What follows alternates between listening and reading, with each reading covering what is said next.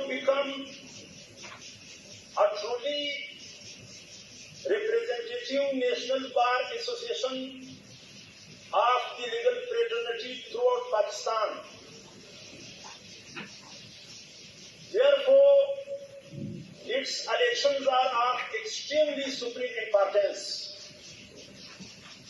since it has the direct impact on the overall system of the country, including the socio-economic and political landscape of Pakistan. Its all decisions are in the best interest of the nation in general and in the supreme interest of the legal fraternity in particular, in relation to democracy, good governance, constitutionalism, professionalism,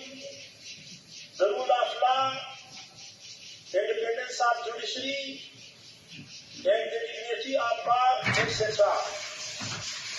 So therefore, it is important for all of us to make the right decision at the time of casting our votes, to elect only those candidates who are really deserving these big slots, and to reject all those candidates who are planning to play with the mandate of the cream of society on their alleged fake and bogus documents.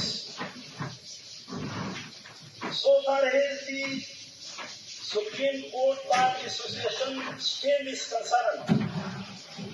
it has always been remained against the dictatorship and military regimes in the country.